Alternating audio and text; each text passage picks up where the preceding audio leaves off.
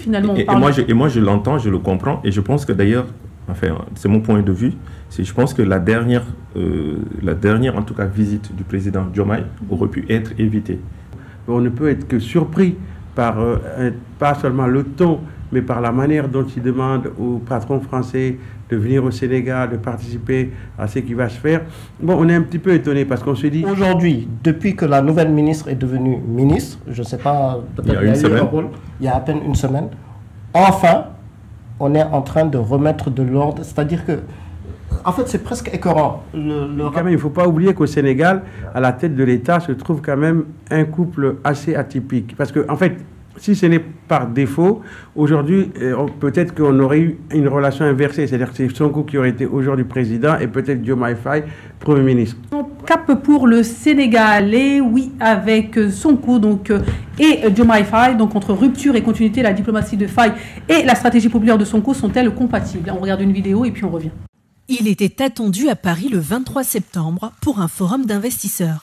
Le Premier ministre sénégalais Ousmane Sonko annule sa toute première visite en France. Dans un communiqué, la primature évoque un empêchement lié à son agenda, précisant qu'Ousmane Sonko sera représenté lors de cet événement par un membre du gouvernement. Dans un contexte de redéfinition des relations entre la France et le Sénégal, cette annonce alimente les spéculations. Certains observateurs y voyant un acte de rupture avec l'Hexagone. Une hypothèse que la primature a tenu à balayer en rappelant dans son communiqué que le Premier ministre accueillera prochainement à Dakar son homologue français dans le cadre du séminaire intergouvernemental. S'il ne passera pas par la France, le Premier ministre effectuera une visite aux Émirats Arabes Unis, puis poursuivra en Italie. De retour sur le plateau, mesdames et messieurs, et oui, quelques mois après leur arrivée au pouvoir, le duo Bassirou Diomaye Faye, Ousmane Sonko occupe le devant de la scène politique et diplomatique. Le président Diomaye Faye a effectué une visite remarquée à Paris pour rencontrer Emmanuel Macron, marquant une volonté d'apaisement et de continuité diplomatique, point d'interrogation ou point tout court. Son Premier ministre Ousmane Sonko a annulé sa participation à un forum à Paris, mais a choisi dans le même temps de se rendre à Milan pour rencontrer la diaspora sénégalaise d'Europe. Enfin, le 6 septembre dernier, un nouveau gouvernement a été formé, marqué par le départ de plusieurs ministres et la nomination de proches de Sonko à des postes clés. Alors, le Sénégal construit-il une stratégie complémentaire entre diplomatie classique, oui, et souverainisme assumé, ou bien s'installe-t-il dans une dualité politique plutôt risqué? Alors le débat est ouvert, je vous donne la parole à vous, Kadiali Nova. Que pensez-vous de la situation du Sénégal? Et on va commencer d'abord par Diomaye Faye en France. Donc c'est vrai que ça a fait beaucoup couler. Donc on revient dessus, c'est vrai que ça fait quelques semaines, mais on revient dessus suite au passage de Sonko donc, en Italie. Alors moi je pense que pour la visite du président Diomaye en France, il faut l'analyser sur deux plans. Sur le plan, en fait, dans le fond, je pense que le discours qu'il tient, on est en phase avec tout le monde, c'est un discours de rupture, mais ce n'est pas une rupture brutale. C'est un changement de paradigme, dans la mesure où, on le répète tout le temps, c'est-à-dire que la France devient un partenaire normal comme les autres États.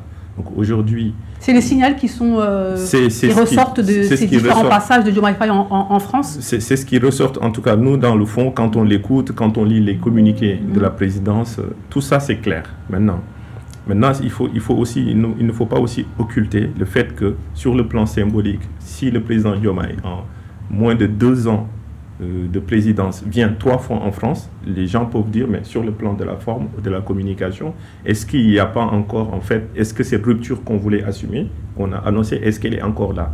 Donc vous comprenez, les personnes, les Sénégalais, les Africains qui se disent, mais que se passe-t-il finalement? Et moi je l'entends, je le comprends, et je pense que d'ailleurs, enfin, c'est mon point de vue, je pense que la dernière, en tout cas, visite du président Diomaye aurait pu être évitée. Dans la mesure où c'est le MEDEF qui l'a invité. Donc je pense que le MEDEF, c'est des entreprises qui sont intéressées par ce qui se passe d'un point de vue économique au Sénégal. Donc si le MEDEF veut rencontrer le président, le MEDEF peut se déplacer, aller au Sénégal. Je pense que ça, c'est un élément, une réponse qu'on aurait pu donner. Et ensuite, le président Diomaye peut-être n'aurait pas besoin de venir en fait en France. Il aurait pu envoyer un ministre, je pense, parce que je pense qu'un homme de son statut, à un moment donné, si les chefs d'entreprise, même si on est pour le business et que les chefs d'entreprise nous veulent le rencontrer, les chefs d'entreprise peuvent se déplacer et rencontrer les agents économiques. Donc ça, je pense que ça, c'est sur le plan de la visite de Diomaye. Alors, parce que vous avez posé 3 questions, Diomaye, Sonko et ensuite le gouvernement. Donc, sur le plan, pour Ousmane Sonko... Vous n'êtes pas obligé de répondre à tout, ça dure oui, mais quand même, j'aimerais bien insister là-dessus. Je pense que la réponse officielle, c'est que le président actuellement, il doit... Pour cette période-là, du 21 au 26 septembre, le président sera aux États-Unis. Donc, le président, quand il est aux États-Unis, en fait, le Premier ministre doit rester sur le territoire. Donc, ça, c'est la réponse officielle. Mais je pense que je suis en phase avec le fait que même s'il n'y avait pas cet événement-là, ce problème d'agenda, le président Ousmane Sonko, président du parti PASTEF, et le Premier ministre Ousmane Sonko ne devraient pas venir, en fait, en France. Parce que son déplacement à l'invitation de BPI, c'était la BPI qui l'invitait, aurait beaucoup plus de signification. Je pense que le premier déplacement doit être une invitation officielle du gouvernement français, son homologue, peut-être le Premier ministre, dans un premier temps, et que s'il se déplace et qu'il vienne en France, les gens peuvent avoir une lecture où ils vont penser qu'il n'y a pas cette rupture. Non, il y a cette rupture, parce que le président Ousmane Sonko l'a toujours dit, c'est que la France... On n'a pas de problème avec la France en tant que telle. On a un problème avec une manière de faire. Et donc, sur cette manière de faire, il y a une posture à avoir. Il y a des principes qu'il faut respecter. Et il le rappelle tout le temps. Mais il ne faut pas non plus oublier que la première force, en tout cas le bras armé de ceux qui l'ont porté au pouvoir, c'est des gens qui sont en France aujourd'hui. Parce que le parti PASTEF a été financé en majorité par la diaspora, principalement la diaspora française, la diaspora sénégalaise qui est en France. Les premiers soutiens, les soutiens les plus indéfectibles du parti au pouvoir sont en France. Donc il est normal que s'ils doivent venir en France, que ça se fasse, mais dans des conditions qu'ils ne doivent pas en fait laisser entendre qu'ils se rendent ou bien il se soumet. Bien sûr. Voilà. Pour faire court, est-ce que vous considérez qu'il a bien fait, que Sonko a bien fait d'annuler sa venue en France et d'aller plutôt en Italie avant de venir en France? Alors moi je pense qu'il a bien fait de ne pas répondre à l'invitation des BPI, mais s'il y a une demande officielle du gouvernement français avec son homologue qui l'invite à venir, ou bien lui, il décide de venir rendre visite à sa base parce qu'il a des militants en France, ça, il peut le faire. Donc, voilà. Il semble qu'il avait quand même accepté, parce que c'était dans son agenda et que finalement, il y a eu un changement d'agenda. Donc, c'est qu'il avait quand même accepté. Non, ça, je ne peux pas le dire, parce que je sais... Non, moi, je pense que les infos que j'ai eues, c'est qu'il n'avait pas accepté. Il n'avait pas accepté? D'accord, très bien. Voilà. Je pose la question. Je ne connais pas l'agenda de M. Sonko. Donc, il n'avait pas accepté. Il y a eu une proposition qui a été faite et qu'il a refusé, tout simplement? Oui, qu'il a refusé de manière diplomatique. Pourquoi je pose la question? Parce que c'est vrai que je rencontre pas mal de personnalités de la diaspora sénégalaise qui avaient déjà depuis quelque temps indiqué que Ousmane Sonko serait en France et va aller rencontrer la diaspora sénégalaise. Donc pourquoi je vous dis en interne, son passage en France était quand même prévu et était quand même dans son agenda? La date avait été posée depuis quelque temps déjà. Oui, mais moi je vous dis qu'en interne, en tout cas, la question s'est posée, c'est-à-dire que s'il devait venir, il fallait organiser. Et comment il fallait l'organiser? Même le fait d'organiser une rencontre comme ce qui s'est fait en Italie, on avait déjà commencé à réfléchir s'il fallait l'accueillir à Bercy. La question s'est posée. Mais aussi, on a réfléchi aussi, nous, en interne, pour dire, mais est-ce que c'est opportun pour que le Premier ministre du Sénégal réponde à l'invitation des BPI France, même si c'est une invitation qui est, somme toute, prestigieuse, on va dire, mais est-ce que c'est le moment, et est-ce que c'est comme ça que son premier déplacement est-ce que la situation, sur le territoire français doit se faire? Ce qui s'est passé avec Diomaye Faye et surtout les différentes critiques qu'il y a pu avoir, est-ce que cela n'a pas tout simplement motivé donc, Ousmane Sonko d'annuler son passage en France? Baba, je vous pose la question. Non, parce qu'il l'explique lui-même lors de son à Monza, à Milan. Lui-même, il a répondu parce qu'on lui a fait la critique. Oui, en fait, c'est lui-même qui a dit il paraît que le fait que je ne sois pas venu en France, on dit que j'ai fui la France ou que je refusais d'aller en France. Et lui-même, il a critiqué, il a bien répondu en disant que, il y avait son agenda, mais deux autres choses, c'est qu'il y avait une compétition entre guillemets, quand il dit compétition, entre PASTEF France et PASTEF Italie. Et jusqu'au dernier moment, c'était soit de la France, soit de l'Italie, et finalement, je pense que... Vous pensez que le PASTEF Italie a plus de poids que le PASTEF? Non, c'était par rapport à l'organisation qui s'est faite, qu'il y avait l'Arena qui était déjà faite, c'était par rapport... En tout cas, il a répondu comme ça, et qu'il viendra... Non, en fait, j'insiste sur ces points-là, on a reçu pas mal de personnes du PASTEF, et c'est vrai qu'à ils ont indiqué comme quoi Ousmane Sonko allait venir à telle date, ça avait l'air calé dans son agenda, mais apparemment... D'ailleurs, c'est d'autres personnes qui ont véhiculé ce message. Et lui-même, il a dit, les seuls vrais messages viennent de la primature pour la fiabilité et qu'il a entendu. Voilà, la fiabilité et qui s'accorde aussi avec la situation, on va dire ça comme ça. Je vous pose la question à vous. Vous pensez quoi de la situation entre Diomaye Faye qui vient à 3 reprises, à peine 2 ans après son élection, Ousmane Sonko qui finalement annule son voyage en France, mais finalement justifie par XY raison. Que pensez-vous? Le Sénégal est-il en pleine rupture ou tout simplement parce qu'il a des intérêts, la France est un pays partenaire et ils ont tout intérêt de continuer à travailler ensemble malgré malheureusement les signaux qui sont envoyés et qui ne sont pas très positifs pour certains.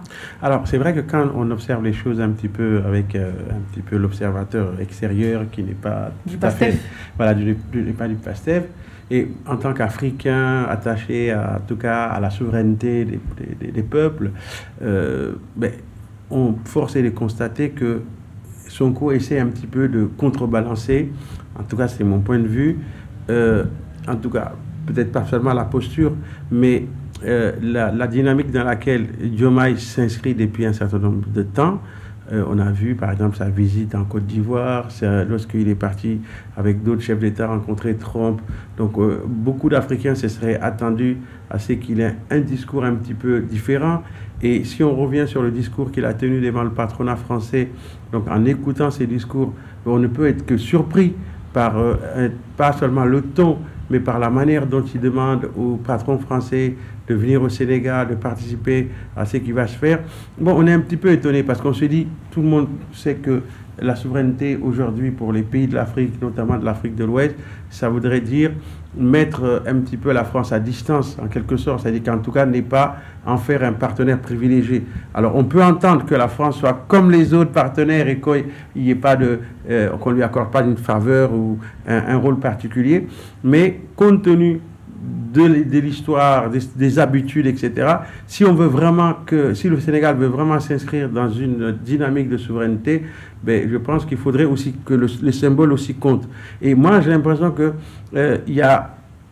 c'est vrai qu'on en a parlé, il y a peut-être je dirais pas cette rupture, mais j'ai l'impression que Diomaye et Sonko ne sont pas sur la même longueur d'onde en ce qui concerne la coopération avec les autres pays. Et que Sonko, il assume beaucoup plus le type de souveraineté vers lequel il veut amener le Sénégal plutôt que Diomaye. Alors, est-ce que Diomaye se dit, c'est moi qui suis aux commandes, c'est moi le chef d'État, donc voilà, je vois bien pour l'intérêt du Sénégal aujourd'hui, on ne peut pas aller, comme l'a dit Kadiali, on ne peut pas aller vers une rupture brutale, mais il faut changer de paradigme et aller progressivement, etc. Alors, ça peut être aussi une stratégie, c'est-à-dire qu'on a le voilà, mais sauf que là, on a l'impression que les deux stratégies, pour l'instant, ne sont pas du tout les mêmes, et que parfois, j'ai l'impression que pour rassurer une certaine opinion peut-être sénégalaise et africaine, Sonko est obligé un petit peu de contrebalancer, en tout cas, l'image que mais est-ce que c'est peut-être une stratégie Non, mais moi j'aimerais bien quand même réagir parce que à chaud là. Parce que... non, juste te redonner la parole. J'ai cru entendre Cheikh Yérim Seck ou en tout cas, l'opposition sénégalaise, quand elle parle, c'est la même façon de parler. Oui, effectivement. Juste pour dire qu'en France, si on accepte de dire la manière dont il a parlé à la France, pourtant le même discours, c'est le même discours qu'il a eu au Qatar, Turquie, Émirats, exactement le même, c'est le seul... Diomaye Faye. Il a été 3 fois là-bas? Non, lui, il a fait des tournées. Il en a que ce soit Turquie. D'accord. Il a été 3 fois en Turquie déjà ou pas encore? Non, mais la France, il faut juste demander pourquoi il était venu en France. Oui. Donc il faut.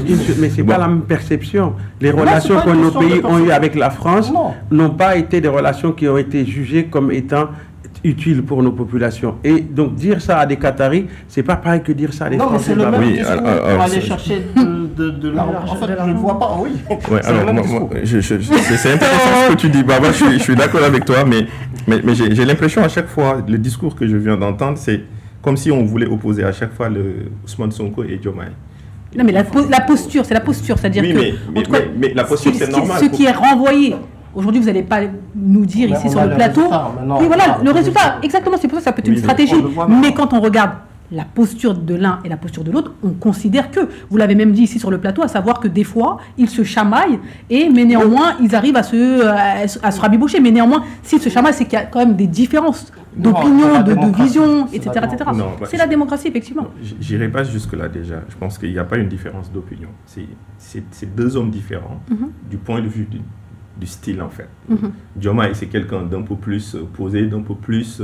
on va dire, qui discute beaucoup plus. S'il y a chamaillerie, c'est bien sur une opinion, c'est pas sur une Vous êtes sûr qu'il y a chamaillerie? Non, c'est-à-dire que le président l'a même dit, c'est-à-dire que des fois, il peut y avoir des désaccords entre eux. Le président même... Vous êtes marié, vous avez parfois des désaccords. Donc voilà, ne me dites pas qu'il n'y a pas de différence d'opinion, alors. Non, mais alors, c'est ce que je dis. À partir du moment qu'il y a chamaillerie, c'est qu'il y a une différence d'opinion. Mais ce que je veux dire, c'est que... Sonko l'a dit même. Sonko l'a dit. Il a dit que des fois, il peut y avoir... Ceux qui nous critiquent en croyant que nous, on va se... Parce que c'est le rêve de certaines personnes de nous voir séparés, c'est qu'ils nous ont jamais vus autant avec Pastef. Exactement. Et il a dit qu'on a des désaccords, on part fâché, mais le lendemain, on revient sur... On trouve le moyen de... Parce qu'il y a toujours l'essentiel qui les réunit. Exactement. Ils ont le même objectif. Ils ont cheminé depuis plus de 10 ans ensemble, avec toujours bien sûr. Le même projet politique, donc qu'ils ont à cœur de mettre en œuvre. Donc quand on parle de rupture, je pense que la rupture, il faut la lire à différents niveaux. Quand on parlait par exemple sur le plan militaire, là on peut dire que la rupture a été brutale par exemple. Mais on ne peut pas avoir le même comportement si on est sur le plan économique, parce qu'il y a des emplois en jeu, c'est de la stratégie, c'est pas du jour au lendemain par exemple. Si on fait délocaliser une entreprise ou bien faire quitter une entreprise, est-ce que les Sénégalais peuvent reprendre ces secteurs? Est-ce que les Sénégalais sont prêts ou pas? Je pense que les choses... Je me permets, parce que comme le temps est limité, on peut pas... Mais c'est quand même c'est très important de répondre sur cette partie-là. Et aussi, je pense que ce qu'on dit au monde entier, on leur dit, venez faire du business au Sénégal, mais aujourd'hui, si vous venez faire des affaires au Sénégal, vous allez faire des affaires avec à ce que le Sénégal, par exemple, sauvegarde ses intérêts. Ce qui a été remis en cause avant, c'est qu'on pensait que quand les entreprises françaises arrivaient, les entreprises françaises, on leur donnait les marchés, même par exemple l'histoire du terre, par exemple, dont on a beaucoup parlé, parce qu'on considère que le prix est exorbitant. Aujourd'hui, les choses ne se font pas comme avant. Ça, c'est clair et net. Moi, je travaille dans le secteur. C'est pour ça que je reprends les propos de Dr Camara qui disait que c'était plus sur le symbolique, c'est-à-dire ce qui est renvoyé. Alors, c'est tout à fait normal qu'un président, qu'un Premier ministre, que des ministres aillent chercher des marchés. C'est tout à fait normal. Par contre, effectivement, il y a le poids de l'histoire, il y a des propos qui ont été dits, etc., etc. Il y a des attentes qui font que c'est vrai qu'il y a des images qui ont pu être mal interprétées. C'est juste une question d'interprétation. Ça ne veut pas dire que c'est la réalité. Oui, c'est vrai. Mais quand on fait quand on est président, on est à la tête d'un pays, la communication aussi est importante. Je suis d'accord que sur le plan de la communication, nous, à PASTEF, nous qui soutenons le gouvernement, on en a beaucoup parlé. Il faut mieux communiquer, il faut communiquer encore. Donc, il y a toujours des progrès à faire. Mais de là, par exemple, à dire que il y a une position différente entre les deux vis-à-vis, par exemple, de nos partenaires, je pense que c'est aller trop loin. Donc déjà, ça c'est un point.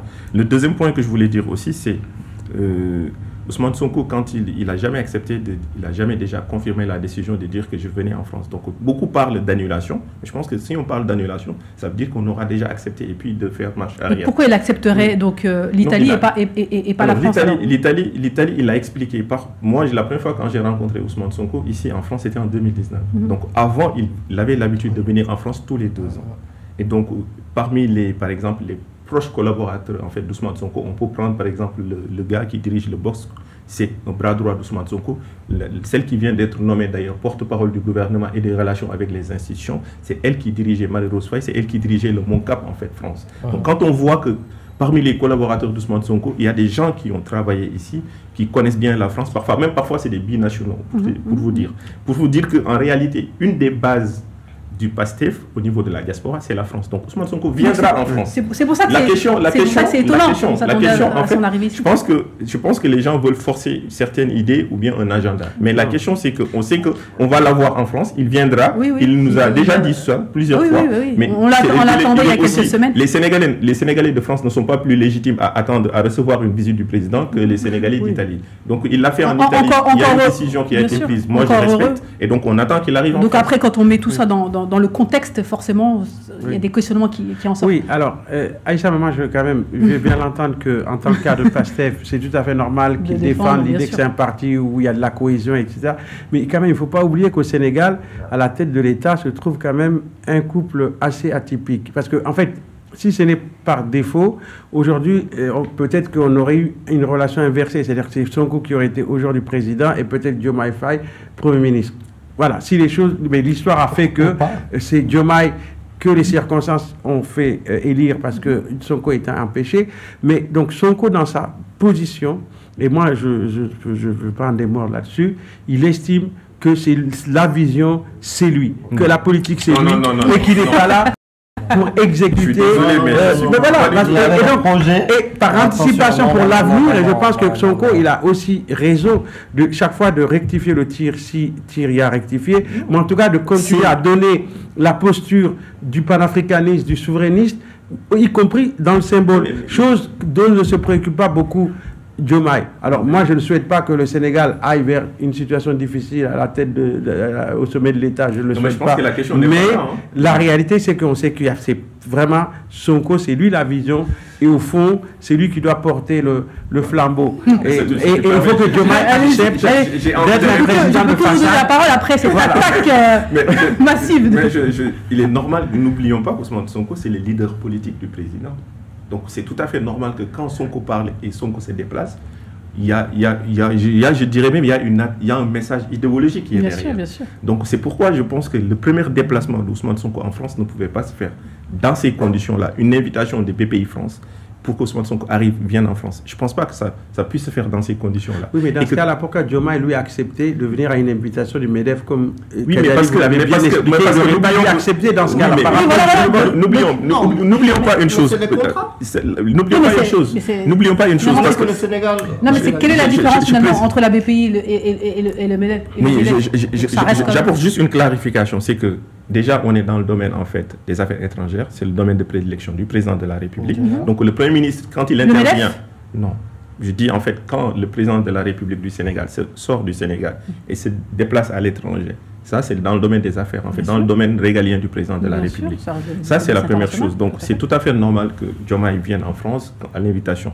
Ça, c'est une chose. La deuxième chose, c'est que si le président décide maintenant de dire que pour les affaires étrangères, je vais laisser mon Premier ministre me représenter ou bien je vais lui confier une certaine mission, ce qu'il a fait par exemple pour les pays du Golfe. Vous avez remarqué que pour la Turquie et pour par exemple les Émirats Arabes Unis, le Premier ministre Ousmane Sonko s'est déplacé. Et d'ailleurs, il a dit, c'est le président m'a confié cette mission d'aller chercher en fait des partenaires dans ces zones-là, dans cette partie du monde. Est-ce que ça alimente pas encore plus finalement Non, ça n'alimente pas. En fait, c'est qu'il y a une certaine cohérence. Bien sûr, il y a une cohérence. Exactement. Je pense que souvent, on cale un jugement, un raisonnement, alors qu'on n'écoute pas. Donc c'est qu'il y a peut-être un problème de communication, peut-être en termes de... Non, la communication, elle est claire. Sur ce plan-là, sur ce point-là, je pense que la communication, il y a des failles peut-être dans d'autres domaines, mais sur ce plan-là, je pense qu'ils ont toujours été très clairs.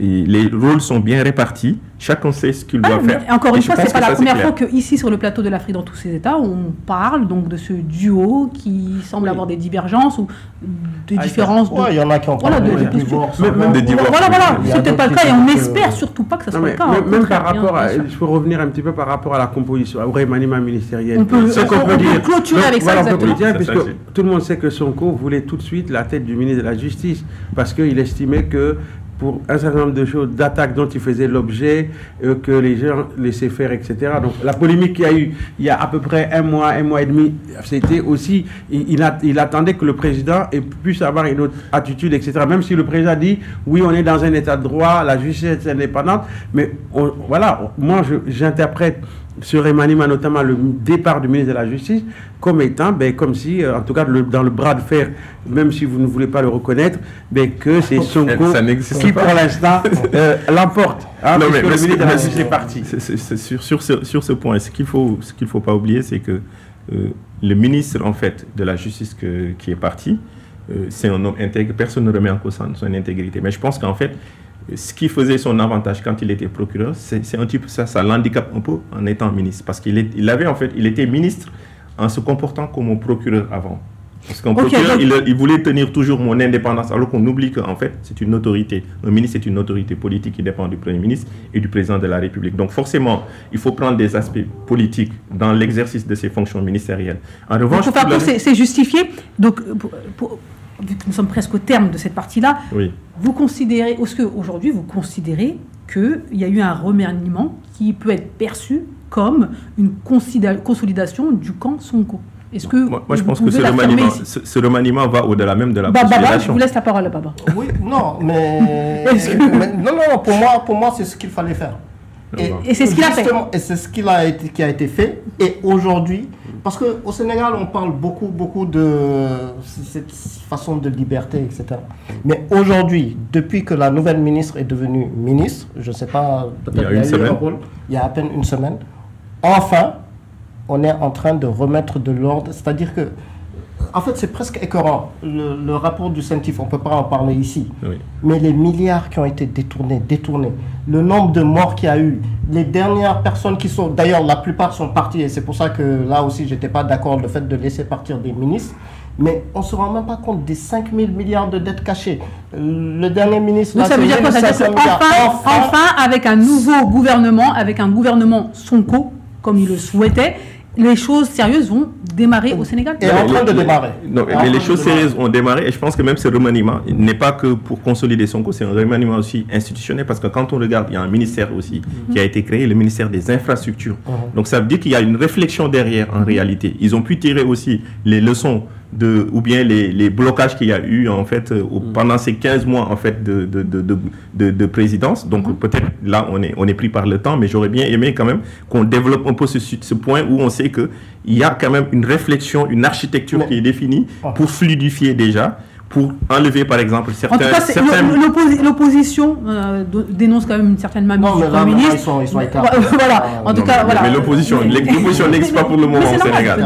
C'est une pseudo-opposition médiatique où... La seule chose qu'on avait demandé à ce gouvernement, en tout cas l'une des choses, s'il ne l'avait pas réalisé, c'était la justice.